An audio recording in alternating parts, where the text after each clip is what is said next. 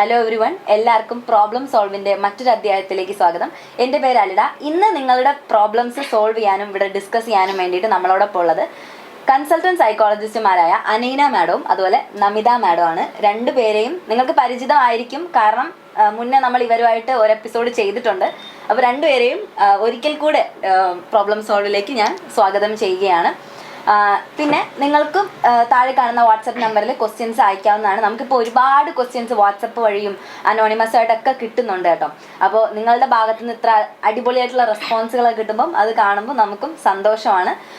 ഇനി നിങ്ങൾക്ക് നിങ്ങളുടെ പേര് വിവരങ്ങൾ കാര്യങ്ങളൊന്നും വെളിപ്പെടുത്താതെയാണ് ക്വസ്റ്റ്യൻ അയക്കാൻ താല്പര്യമെങ്കിൽ താഴെ കാണുന്ന അനോണിമസ് ആയിട്ടുള്ള ലിങ്കിൽ ക്ലിക്ക് ചെയ്തിട്ടും ക്വസ്റ്റ്യൻസ് ചോദിക്കാവുന്നതാണ്. ഇനി ഞാൻ കൂടുതൽ വാചകം അടിച്ച് നമ്മൾ വലിച്ചു നീട്ടുന്നില്ല. ഒരുപാട് ക്വസ്റ്റ്യൻസ് ഓൾറെഡി പെൻഡിങ് ആണ്. അപ്പോൾ കഴിഞ്ഞ തവണ നമ്മുടെ കൂടെ ഉണ്ടായിരുന്നത് ചൈൽഡ് സൈക്കോളജിസ്റ്റുകളായിരുന്നു. അപ്പോൾ അന്ന് ഡിസ്കസ് ചെയ്യാൻ പറ്റാത്ത കുറച്ച് ക്വസ്റ്റ്യൻസ് നമ്മൾ മാറ്റി വെച്ചിട്ടുണ്ടായിരുന്നു. അപ്പോൾ ഇന്ന് അതാണ് നമ്മൾ ഫസ്റ്റ് ഡിസ്കസ് ചെയ്യാൻ പോകുന്നത്.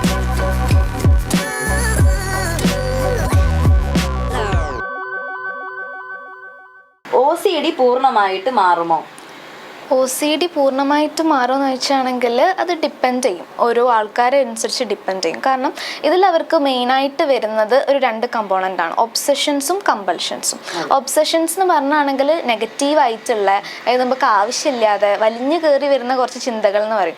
ഇതിങ്ങനെ റിപ്പീറ്റഡായിട്ട് നമ്മളെ മനസ്സിലേക്ക് ഇങ്ങനെ വരും. അപ്പോൾ എന്താവെന്ന് വെച്ചാൽ ഒരു ആൻസൈറ്റി ക്രിയേറ്റ് ആവും, എന്തിനോ ഇല്ലാത്തൊരു ആൻസൈറ്റി. ഓക്കെ, ചിലപ്പോൾ ഒരു ബന്ധവും ഇല്ലാത്ത കാര്യങ്ങളായിരിക്കും, പക്ഷെ ഇതിങ്ങനെ റിപ്പീറ്റഡായിട്ട് വരും. ഈ ആൻസൈറ്റിനെ കുറയ്ക്കാൻ വേണ്ടിയിട്ട് നമ്മൾ എന്തെങ്കിലും ഒരു ആക്ടിവിറ്റിയിൽ ഇതാക്കും. ഓക്കെ, ഇപ്പം എനിക്ക് തോന്നുകയാണ് ഈ കപ്പ് വൃത്തിയില്ല എന്നുള്ള ചിന്ത ഇങ്ങനെ വന്നുകൊണ്ടിരിക്കുകയാണ്. ഓക്കെ, അപ്പം എനിക്ക് അവിടെ ആൻസൈറ്റി ക്രിയേറ്റ് ആയി. അപ്പം ഞാൻ എന്താക്കി, എൻ്റെ ആക്ടിവിറ്റിയാണ് ആ കപ്പ് പോയി ക്ലീൻ ചെയ്യുക. വീണ്ടും വെച്ചു, വീണ്ടും എനിക്ക് തോന്നുകയാണ് അയ്യോ അത് വീണ്ടും വൃത്തിയായിട്ടില്ലല്ലോ, ഒന്നും കൂടെ ക്ലീൻ ചെയ്യാൻ തോന്നുകയാണ്. അങ്ങനെ ഞാൻ വീണ്ടും ഇതൊരു 10 പ്രാവശ്യം 15 പ്രാവശ്യം എൻ്റെ ഡേ ചിലപ്പോൾ ഇതിൽ തന്നെ പോകും. ഓക്കെ, അപ്പോൾ ഇതൊരു ടൈപ്പ് ഓഫ് OCD ആണ്. അപ്പം ഇതിൽ നമുക്ക് എന്താക്കാൻ പറ്റണമെന്ന് വെച്ചാണെങ്കിൽ ഈ കമ്പൾഷൻസ് എന്താണോ നമ്മൾ ഈ ആക്ടിവിറ്റി ചെയ്യുന്നത് അതിനെ ചിലപ്പോൾ അത് നമ്മൾ കുറയ്ക്കാനായിട്ട് ശ്രമിക്കും. അത് കുറച്ച് വരുമ്പോൾ നല്ല ബുദ്ധിമുട്ടുണ്ടാകും, കാരണം അവർക്ക് ആക്ടിവിറ്റി ചെയ്യാത്തപ്പോൾ ആൻസൈറ്റി അവിടെ കിടക്കല്ലേ. ആൻസൈറ്റി എപ്പോഴും ഒരേ ലെവലിൽ ഒരിക്കലും നിൽക്കൂല, അത് താഴും. പക്ഷെ അതുവരെയുള്ള ഒരു ക്ഷമ ചിലപ്പോൾ ഈ OCD പേഷ്യൻസിന് ഉണ്ടാവില്ല. ഓക്കെ, അപ്പോൾ അത് എത്ര സെഷൻസിന് അവർ വരുന്നു, കൺസിസ്റ്റൻ്റ് ആയിട്ട് വരുന്നുണ്ടോ. പിന്നെ ആൻസൈറ്റി ഡിസോർഡർ ഒക്കെ ആകുമ്പോൾ നമ്മളൊരു പറയും, അതായത് ചിലപ്പോൾ റിലാപ്സ് വരാൻ ചാൻസ് ഉണ്ട്, ഇനിയും അത് വരാൻ ചാൻസ് ഉണ്ട്. അപ്പോൾ അത് വന്നു കഴിഞ്ഞാൽ അപ്പോൾ പോവരുത്. നമ്മളത് കൺസിസ്റ്റൻ്റ് ആയിട്ട് തെറാപ്പി കാര്യങ്ങളൊക്കെ എടുത്ത് പോയാണെങ്കിൽ കുറേ കേസസ് ഇവിടെ വന്ന് തന്നെ OCD ഒക്കെ മാറിപ്പോയിട്ടുണ്ട്. കറക്റ്റ് ആയിട്ടുള്ള തെറാപ്പി ഫുൾ ആയിട്ട് എടുക്കുകയാണെങ്കിൽ അത് മാറും. പിന്നെ ഒബ്സഷൻസിൻ്റെ ഇൻറ്റൻസിറ്റിയും ടൈപ്പും അനുസരിച്ചിരിക്കും മാറോ ഇല്ലയോ എന്നുള്ള കാര്യങ്ങളൊക്കെ നമുക്ക് കുറച്ചുകൂടി ഈസി ആയിട്ട് പറയാൻ പറ്റും. അതായത് ഈ ഒബ്സഷൻസ് ഞാൻ പറഞ്ഞ പോലെ അത് ചെയ്യണം എന്നുള്ള തോന്നലുകൾ പല ടൈപ്പ് ഉണ്ട്. അതായത് ചെക്കിങ് OCD ആവാം, അതായത് ചെക്ക് ചെയ്ത് ഡോറ് ലോക്ക് ചെയ്തോ എന്ന് പറഞ്ഞിട്ട് ഇടയ്ക്കിടയ്ക്ക് പോയി ചെക്ക് ചെയ്ത് നോക്കുക. ക്ലീനിങ് ആയിരിക്കാം, ഇടയ്ക്കിടയ്ക്ക് ഇങ്ങനെ യൂട്ടൻസിൽസും കാര്യങ്ങളും ക്ലീനിങ്, കയ്യിൽ എന്തെങ്കിലും വാങ്ങിച്ചിട്ട് വാഷിംഗ് OCD ആവാം. അങ്ങനെ കുറേ ടൈപ്പ് ഓഫ് ഒബ്സഷൻസ് ഉണ്ട്. അപ്പം ഏതൊക്കെ ടൈപ്പ് ഓഫ് ഒബ്സഷൻസ് ആണ്, അത് എത്രത്തോളം ഇൻറ്റൻസിറ്റിയിലുണ്ട് എന്നതനുസരിച്ചിരിക്കും മാറോ ഇല്ലയോ എന്നുള്ളത്. ചെറിയ ലെവലിലൊക്കെ ഉള്ള ഒബ്സഷൻസ് ആണെങ്കിൽ നമുക്ക് ബയോൺ നമുക്ക് തന്നെ തോന്നിയിട്ട് ഒബ്സഷൻസ് മാറ്റിയെടുക്കാൻ വേണ്ടി പറ്റും. പക്ഷെ നല്ല ഹെവി ഒക്കെ ആണെങ്കിൽ ചിലപ്പോൾ മെഡിസിൻസിൻ്റെ ഒക്കെ ഹെൽപ്പോട് കൂടി അത് മാറ്റാൻ പറ്റുള്ളൂ. എനിക്ക് ഈ അടുത്ത് വന്നൊരു കേസ്, ഒരു 28 വയസ്സുള്ള ഒരു ലേഡി രാവിലെ 5:30 എഴുന്നേക്കും, എന്നിട്ട് ഫ്ലോർ ഇരുന്ന് ക്ലീൻ ചെയ്യും. ഒരു രാവിലെ 5:30 തൊട്ട് എഴുന്നേറ്റിട്ട് ക്ലീൻ ചെയ്യും. ഒരു ഈവനിങ് 3 o'clock 3:30 ആകുമ്പോഴേ ഇത് കഴിയുള്ളൂ ഈ ക്ലീനിങ്. അപ്പോൾ ഇത്രയും നേരം ഈ ഒരു ക്ലീനിങ് ഒബ്സഷൻ്റെ മുകളിൽ നമ്മൾ ടൈം പോക്കുമ്പോൾ ബാക്കിയുള്ള കാര്യങ്ങളൊക്കെ ലാഗ് ആവല്ലേ. അപ്പോൾ അതിനൊരു വലിയൊരു ഡിസോർഡർ ലെവലിലേക്ക് കാണും. അപ്പോൾ ഇത്തരത്തിലുള്ള ഒബ്സഷൻസ് ഒക്കെയാണ് ചിലപ്പം ബയോൺ അത് മാനേജ് ചെയ്യാൻ പറ്റിക്കോളണമെന്നില്ല. അപ്പോൾ മെഡിസിൻസിൻ്റെ ഹെൽപ്പോട് കൂടി അത് ഡീൽ ചെയ്യാൻ വേണ്ടിയിട്ട് പറ്റും. ചില കേസസ് എന്താണെന്ന് വെച്ചാണെങ്കിൽ നമുക്ക് ഫിസിക്കലി വരെ ഹാംഫുൾ ആയിട്ടുള്ള ഉണ്ടാവാറുണ്ട്. ഇപ്പം മാം പറഞ്ഞ പോലെ തന്നെ എനിക്ക് വന്നൊരു കേസ് എങ്ങനെയാണെന്ന് വെച്ചാണെങ്കിൽ അവർ പുറത്താണ് സെറ്റിൽഡ് ആയത്. അപ്പം കുറച്ച് ചൂടുള്ള സ്ഥലമാണ്. ഓക്കെ, അപ്പോൾ കുളിച്ചാണെങ്കിൽ ബോഡിയിൽ എല്ലാ ഭാഗത്തും വെള്ളം എത്തൂല എന്നുള്ളൊരു ഒബ്സഷനാണ്. ഓക്കെ, അപ്പോൾ അവിടെ ചൂട് വെള്ളമാണ്. ഇതൊരു 3-4 മണിക്കൂർ ഈ വെള്ളം ഒഴിച്ചുകൊണ്ടേയിരിക്കും. ഓക്കെ, അപ്പം എന്താവാൻ തുടങ്ങിയ വെച്ചാൽ സ്കിന്നൊക്കെ റഫ് ആവാനും തൊലി പൊളിയാനൊക്കെ സ്റ്റാർട്ട് ചെയ്തു. പക്ഷെ അവർക്ക് ആ തോട്ട് നിർത്താൻ പറ്റുന്നില്ല. അതായത് എൻ്റെ ബോഡിയിൽ എല്ലാ ഭാഗത്തും വെള്ളം എത്തിയിട്ടുണ്ട് എന്നുള്ള ആ ഒരു തോട്ട് നിർത്താൻ പറ്റുന്നില്ല. അതെ, പിന്നെ അതേപോലെ തന്നെ അവോയ്ഡൻസ് ബിഹേവിയർ കാണാൻ പറ്റും നമുക്ക്. അതായത് ഇപ്പം ദൈവത്തിനൊക്കെ, അതായത് ദൈവത്തിനെ വെച്ചിട്ട് എന്തെങ്കിലും സെക്ഷൽ തോട്ട്സ് വരിക, ഓക്കെ, ദൈവത്തിന്റെ ഫിഗർ കാണുമ്പോൾ അതൊരു സെക്ഷൽ കാര്യമായിട്ട് അസോസിയേറ്റ് ചെയ്യുമ്പോൾ നമ്മൾ ബ്ലാസ്ഫെമസ് OCD എന്നൊക്കെ പറയും അതിന്. അപ്പോൾ ഇങ്ങനത്തെ തോട്ട്സ് വരുമ്പോൾ അവരെന്താക്കും, അത് ഭയങ്കര പാപമായിട്ട് ഞാൻ എന്തോ ചെയ്ത്, ഞാൻ ഇങ്ങനെയൊക്കെയാണല്ലോ ചിന്തിക്കുന്നത്. അപ്പോൾ കുറേയൊക്കെ ഈ OCD-ക്കാരെന്താണെന്ന് വെച്ചാണെങ്കിൽ പേഴ്സണലൈസ് ചെയ്യും, ഞാനൊരു ബാഡ് പേഴ്സൺ ആയതുകൊണ്ടാണ് എനിക്ക് ഇങ്ങനെ തോട്ട്സ് വരുന്നത്. അപ്പം അമ്പലത്തിൽ പോകുന്ന കുറേ വർഷങ്ങളായിട്ട് അമ്പലത്തിൽ പോകാത്ത ആൾക്കാരൊക്കെ അറിയാം, കാരണം ഇങ്ങനെ കണ്ടു കഴിഞ്ഞാൽ അപ്പം തോട്ട് വരും, പിന്നെ അവർക്കൊന്നും ചെയ്യാൻ പറ്റില്ല. അപ്പം കുറേ കാലങ്ങളായിട്ട് സഫർ ചെയ്യുന്ന ആൾക്കാരുണ്ട് ഈ OCD. നമ്മൾ ഫിലിമിലൊക്കെ കാണുമ്പം നല്ല രസവും തമാശയൊക്കെയാണ്, പക്ഷെ അത് ഓരോരുത്തർ അനുഭവിക്കുമ്പോഴോ എത്രത്തോളം അവർക്കത് ബുദ്ധിമുട്ടുണ്ടാക്കുന്നതെന്ന് മനസ്സിലാവുള്ളൂ. അപ്പോൾ ഇവിടെ വരുന്ന ക്ലയൻസ് ആണെങ്കിൽ തന്നെ പ്രോപ്പറായിട്ട് ഞാൻ മാത്രം ചിന്തിക്കുന്നതല്ലല്ലോ, എല്ലാവർക്കും വരുന്നതാണ്, അല്ലെങ്കിൽ ഇത് കുറച്ച് ആൾക്കാർക്ക് വരുന്ന ഒരു സംഭവമാണെന്ന് കേൾക്കുമ്പോൾ അവർ കുറച്ചും കൂടെ ഒന്ന് കാമാവാറുണ്ട്. അപ്പോൾ അത് തന്നെയാണ് നമ്മുടെ ഈ ഒരു പ്രോബ്ലത്തിന്റെ ഒരു ഇതും. ഇപ്പോൾ ക്വസ്റ്റ്യൻ ചോദിക്കുന്നത് ഒരാളാണെങ്കിൽ പോലും അതിന്റെ ആൻസർ കേൾക്കുമ്പോൾ ഒരുപാട് ആളുകൾക്ക് അത് കണക്ട് ചെയ്യാൻ പറ്റുന്നു എന്നാണ് മനസ്സിലാക്കേണ്ടത്. വേറൊരു ക്വസ്റ്റ്യനിലേക്ക് പോകാം. അതിന് മുന്നേ ആയിട്ട് നമ്മുടെ ഈ ഒരു പരിപാടി വെള്ളി, ശനി, ഞായർ ദിവസങ്ങളിൽ രാത്രി 7:30 ദർശന TV ടെലികാസ്റ്റ് ചെയ്യുന്നുണ്ട്.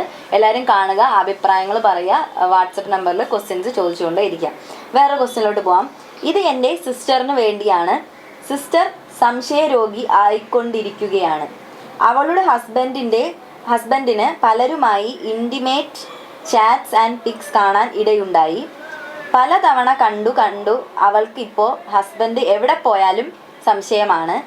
അയാൾ ഇനി തെറ്റ് ആവർത്തിക്കില്ല എന്ന് പറഞ്ഞു നല്ല ക്യാരക്ടറായി. എന്നിട്ടും അവൾക്ക് സംശയവും ടെൻഷനും വിട്ടുമാറുന്നില്ല. അയാൾക്ക് അവളോട് നല്ല സ്നേഹമാണ്. അവളുടെ എല്ലാ ആഗ്രഹങ്ങളും അറിഞ്ഞ് സാധിച്ചു കൊടുക്കുന്നുണ്ട്. ബട്ട് അവൾക്ക് അയാൾ എവിടെ പോയാലും ടെൻഷനും സംശയവും. ഇതിന് എന്താ ഒരു പരിഹാരം? ഈ ഒരു തോട്ട്, അതായത് എന്നെ ചീറ്റ് ചെയ്യുന്നുണ്ടോ ചതിക്കുന്നുണ്ടോ എന്നുള്ളൊരു തോട്ട് വരാൻ കാരണമായിട്ടൊരു എക്സ്പീരിയൻസ് ഉണ്ടായല്ലോ അവരുടെ ലൈഫിൽ. അപ്പോൾ അതിനുശേഷം ആള് ഇവന്തോ അത് പ്രോമിസ് ചെയ്തിട്ടുണ്ടെങ്കിൽ അവിടെ ട്രസ്റ്റ് ബ്രേക്ക് എന്തായാലും ഉണ്ടായിട്ടുണ്ടാവും. അങ്ങനെ ചെയ്യില്ല എന്ന് വിചാരിച്ചൊരു സമയത്ത് ട്രസ്റ്റ് ഇഷ്യൂ വന്ന സമയത്ത് അവിടെ മേ ബി ഒരു ഒബ്സെഷൻ പോലെ ആയിരിക്കും അത് സ്റ്റാർട്ട് ചെയ്തിട്ടുണ്ടാവും. നേരത്തെ OCD കാര്യം പറഞ്ഞ പോലെ ചീറ്റ് ചെയ്യായിരിക്കോ അല്ലെങ്കിൽ പുറത്ത് പോയി കഴിഞ്ഞാൽ എന്നെ അല്ലാതെ വേറെ ആരെയും കാണുമോ, മീറ്റ് ചെയ്യുമോ എന്നുള്ളൊരു ഒബ്സെഷൻ പോലെ ആ തോട്ട് ഇങ്ങനെ വന്ന് ഒരു പരിധി വരെ അത് നമുക്ക് മാനേജ് ചെയ്യാൻ പറ്റിയിട്ടില്ലെങ്കിൽ അതൊരു ഡെലൂഷൻ ലെവലിലേക്കൊക്കെ മാറിപ്പോവാം. ഡെലൂഷൻ എന്ന് പറഞ്ഞു കഴിഞ്ഞാൽ ഒരു സംശയരോഗം എന്നുള്ള രീതിയിൽ. അപ്പോൾ നമുക്കിവിടെ അത് അങ്ങനെയല്ല എന്ന് പറഞ്ഞു കൊടുത്താലും ഡെലൂഷൻ ആയിട്ടുള്ള ലെവലിൽ എത്തിയിട്ടുണ്ടെങ്കിൽ അവരത് വിശ്വസിക്കില്ല. അവരുടെ ഒരു ഡെലൂഷൻ എന്ന് പറഞ്ഞു കഴിഞ്ഞാൽ തന്നെ ഒരു നെഗറ്റീവായിട്ടുള്ള ഒരു വിശ്വാസം ഭയങ്കര അടിയുറച്ചതായിരിക്കും. അപ്പം നമ്മൾ എത്ര അത് പറഞ്ഞു കൊടുത്താലും അവർക്കത് സമ്മതിച്ചു തരാൻ വേണ്ടി പറ്റില്ല. ചിലപ്പം അതിന് വേണ്ടിയുള്ള തെളിവുകൾ ചിലപ്പം അവരുടെ കയ്യിൽ തന്നെ ഉണ്ടാവും, അത് ഉണ്ടാക്കാൻ വേണ്ടിയിട്ട് ശ്രമിക്കുന്നുണ്ടാവും. അങ്ങനത്തെ ഒരു ലെവലിലേക്കൊക്കെ എത്തിയിട്ടുണ്ടോ എന്നുള്ളത് ആ പേഷ്യന്റിനെ കണ്ടാൽ മാത്രമേ കറക്റ്റായിട്ട് നമുക്ക് പറഞ്ഞുതരാൻ പറ്റുള്ളൂ. ഇത് കോമൺ ആണോ ഇങ്ങനെ? അതെ, അതിപ്പം നമുക്ക് ചില സിറ്റുവേഷൻസിൽ ഇങ്ങനെ മുന്നേ ചീറ്റിങ്ങോ അല്ലെങ്കിൽ അങ്ങനെ ഹസ്ബൻഡിൻ്റെ അടുത്ത് അങ്ങനെ ഒന്നും ഉണ്ടായിട്ടില്ല, അല്ലെ ഇപ്പോൾ ഏത് റെസ്പെക്റ്റീവ് പാർട്ട്ണർ ആണെങ്കിലും അങ്ങനെ ഒന്നും ഉണ്ടായിട്ടില്ലെങ്കിലും ചില ആളുകൾക്ക് ഭയങ്കര ഇറാഷണൽ ആയിട്ട് നമ്മൾ പറയുക, ചിലപ്പോൾ ഒരു ബന്ധവും തോന്നാത്ത കുറേ കാര്യങ്ങൾ.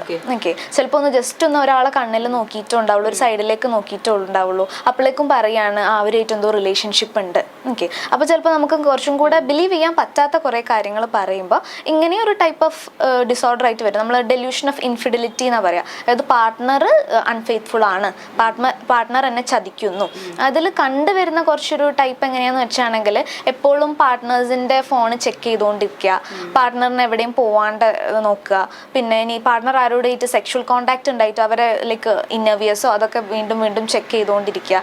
ഇങ്ങനത്തെ ഒരു ടൈപ്പ് ഓഫ് പാറ്റേൺ ബിഹേവിയർ ഇവരിൽ കാണാറുണ്ട്. ഓക്കെ, അപ്പോൾ ഇതിപ്പോ വേറൊരു തെറാപ്പി എടുക്കണം എന്നുണ്ടെങ്കിൽ ഹസ്ബൻഡും വൈഫും കൂടെ ഒരുമിച്ചാണ് വരാണ്, അത് വൈഫ് മാത്രം? ഇതിപ്പം സിസ്റ്ററിന് വേണ്ടിയിട്ട് നല്ല പറഞ്ഞത്. അപ്പം ആ ക്ലയന്റിന്, അതായത് ആർക്കാണോ ഇഷ്യൂ ഉള്ളത് അവരെ തന്നെ കൊണ്ടുവന്നു കഴിഞ്ഞാൽ ഇതൊരു ഡെലൂഷൻ ലെവലിലേക്ക് എത്തിയിട്ടുണ്ടോ, അത് ഒബ്സഷൻസ് മാത്രമാണോ എന്നുള്ളത് പറയാൻ വേണ്ടി പറ്റും. പിന്നെ കപ്പിൾ തെറാപ്പി പോലെ പോയി കഴിഞ്ഞ് കഴിഞ്ഞാൽ കുറച്ചുകൂടി ഒതന്റിക് ആയിട്ട് രണ്ട് സൈഡൊന്നും കേട്ടിട്ട് കാര്യങ്ങൾ നമുക്ക് ഡീൽ ചെയ്യാൻ വേണ്ടി പറ്റുന്നതാണ്.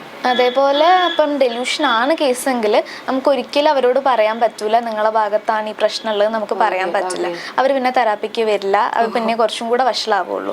അതേപോലെ പാർട്ട്ണർ വീണ്ടും വീണ്ടും ഇങ്ങനെ പ്രൂവ് ചെയ്ത് കൊടുക്കുകയാണ് ഞാൻ ഒന്നും ചെയ്തില്ല, അപ്പോഴും പ്രശ്നം പിന്നെയും വഷളാവുള്ളൂ. പാർട്ട്ണർ എന്താ നീ അങ്ങനെ വിശ്വസിച്ചോ അങ്ങനെ പറയാൻ പറ്റില്ല. നമ്മൾ പറയില്ലേ അവിടെയും വെക്കരുത് കാല് ഇവിടെയും വെക്കരുത് കാല്. ഓക്കെ, അപ്പൊ അവരെ നമ്മൾ അഷ്വറൻസ് കൊടുക്കുകയും വേണം. എന്നാൽ പിന്നെ എത്രയും ലോജിക് അവർക്കില്ലാത്ത കാര്യങ്ങളിലാണ് അവർ ചോദിക്കുന്നതെങ്കിൽ അത് അവരുടെ ഡെലൂഷൻ ഒന്നും കൂടെ സ്ട്രോങ് ആക്കുകയുള്ളൂ. അപ്പോൾ അത് തെറാപ്പിസ്റ്റും കൂടെ ചെയ്യേണ്ട കാര്യമാണ്. അതായത് തെറാപ്പിസ്റ്റ് ഫസ്റ്റ് തന്നെ വരുമ്പോൾ അവർക്ക് ഉണ്ടാവുന്ന ബുദ്ധിമുട്ട്, സങ്കടം, അവർ ഇമോഷൻസിനെ വാലിഡേറ്റ് ചെയ്ത് പറയുക. പിന്നെ കുറച്ചൊരു സെഷൻസ് വരുമ്പോൾ അവർ തെറാപ്പിസ്റ്റുമായിട്ട് ഒരു റാപ്പൊക്കെ ക്രിയേറ്റ് ചെയ്തിട്ടുണ്ടാവും. അത് കഴിഞ്ഞാണെങ്കിൽ തെറാപ്പിസ്റ്റിന് മെല്ലെ അവരെ ചിന്തകൾ ഇങ്ങനെ ചാലഞ്ച് ചെയ്ത് കൊണ്ടുവരാം. നിങ്ങൾ ഇങ്ങനെ ചിന്തിക്കുന്നതല്ല, ഇങ്ങനെ ചിന്തിക്കുകയാണെങ്കിൽ കുറച്ചും കൂടെ ഒന്ന് ബെറ്റർ. ഓക്കെ, പിന്നെ കുറച്ച് സെഷൻസ് വരുമ്പോൾ അവർക്ക് തന്നെ ഒരു മാറ്റം വരും. ചില ഡെലൂഷണൽ കേസ് അങ്ങനെയാണ്. ചില ഡെലൂഷണൽ കേസ് ചിലപ്പോൾ നമ്മൾ എത്ര പറഞ്ഞാലും അല്ലെങ്കിൽ തെറാപ്പിയും ചിലപ്പോൾ വർക്കൗട്ട് ആയി എന്ന് വരില്ല. അപ്പോൾ ചിലപ്പോൾ മെഡിസിൻസും കൂടെ അതിൻ്റെ കൂടെ നമ്മൾ അക്കമ്പനി ചെയ്ത് സൈക്കോ തെറാപ്പിയും കൂടെ കൊണ്ടുപോകുന്നതായിരിക്കും ബെറ്റർ. ഓക്കെ, മനസ്സിലായി. പ്രോബ്ലം സോൾവിൽ ഇനി ചെറിയൊരു ബ്രേക്ക്.